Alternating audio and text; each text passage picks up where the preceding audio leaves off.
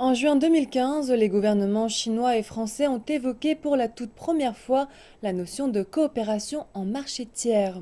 Cette année, la Commission nationale du développement et de la réforme chinoise a annoncé le 14 février que la Chine et la France avaient officiellement signé la liste du quatrième cycle de projets de démonstration de coopération sur les marchés tiers.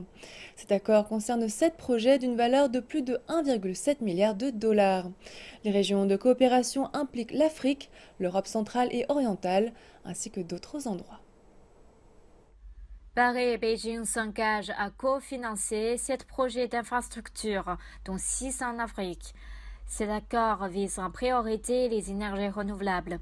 Et tous les projets contribuent à la lutte contre le changement climatique, à l'agriculture verte et à la sécurité alimentaire. Donc je sais que la France et la Chine sont très attachés à l'environnement, préoccupations environnementales, et ils sont d'ailleurs tous les deux signataires des accords de Paris sur le climat. Et donc effectivement qu'il y ait des partenariats comme cela sur l'énergie renouvelable est un devoir pour nous et pour pouvoir léguer aux prochaines générations un environnement sain et non pollué.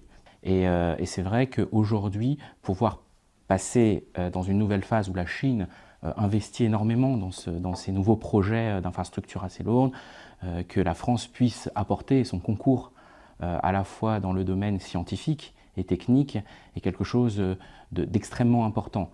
La coopération en marché tiers constitue un aspect important de la coopération conjointe dans le cadre de l'initiative des nouvelles routes de la soie.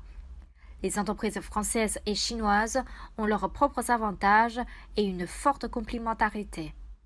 Cet accord permet aux acteurs privés de ces deux pays de s'engager dans l'investissement à l'étranger avec une protection supplémentaire et un soutien politique. Ce sont des accords en réalité qui ont pour but des personnes privées qui désirent travailler sur un marché et ils désirent avoir une protection supplémentaire, à savoir les États, et qu'il y ait une coopération à l'échelle étatique. C'est pour rajouter une certaine solennité aux accords.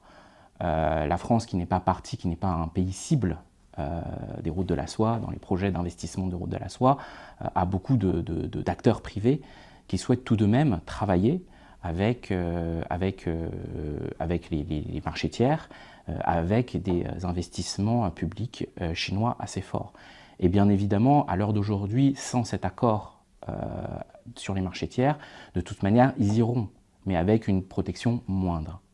Donc c'est vrai qu'aujourd'hui, je trouve que c'est un paquet supplémentaire de protection qui vient compléter, qui est un bon compromis en réalité sur ce qui est en train de se passer.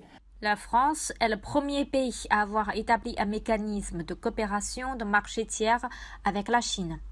Ce modèle de coopération a pour but de rassembler efficacement la capacité de production supérieure de la Chine, les technologies de pointe des pays développés et les besoins de la plupart des pays en développement.